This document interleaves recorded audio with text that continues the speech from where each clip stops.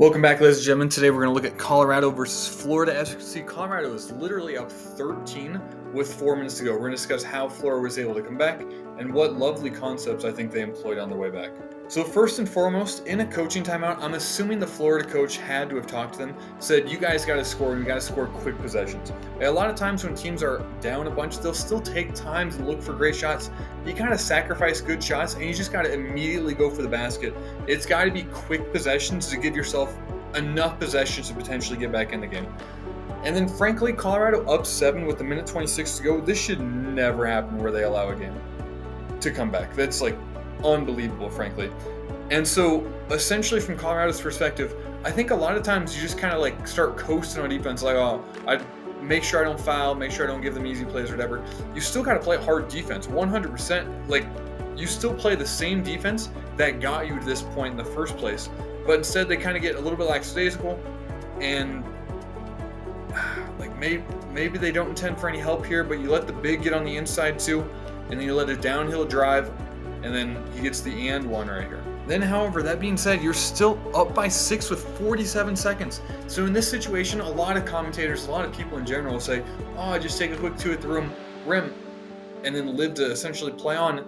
I fundamentally don't agree. I think you need threes immediately.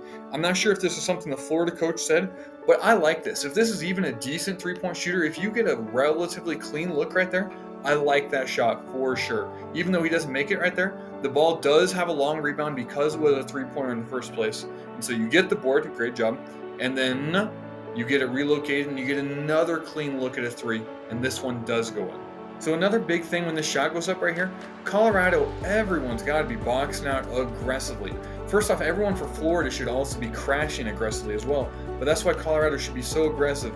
You see they do a relatively good job, frankly, but I can't believe these Florida players aren't crashing. That's something, as a coach, I would have tried to highlight as well. And then finally, same thing with 12 seconds to go. First clean look you get, I'm 100% on board with shooting it, and then have your everyone crash to go get the rebound. He hits it. He played a tremendous end of the game. He was absolutely phenomenal, Florida guard. Now, Colorado, you want to make sure you take the last shot. You just want to get a decent look. I don't care whether it's a 3 or a 2, frankly. I'd rather have a mid-range 2 than a 3, just because it's going to be a little higher percentage, and you only need 2 to win. But he does a great job. Okay, so he gets a little bit of separation, and he rises up, and that's a fairly clean look, frankly. You could have maybe waited a little bit longer, shot it with 3, but this gives you the chance for offensive rebound if it bounces right to the post player here. But he shoots it. And another big thing that a lot of people don't understand is if this ball goes in right here, if it's just a swish, Florida has 3.9 seconds on the clock. But instead, because it rattles around, it takes another 2 seconds off the clock, 2.2 seconds off the clock. And the difference between 3.9 and 1.7 is volumes and what you can do on offense versus simply catch and shoot versus catch 3 dribbles or catch, pass, and then shoot. And the ball bouncing around right here on this shot really essentially sealed that I think Colorado is going to win this game. Great resilience by Colorado. They could have been mentally out of it after Florida made the big comeback. Frankly, good job by Florida to make the comeback in the first place. But overall, a great game. This is what we love about March Madness.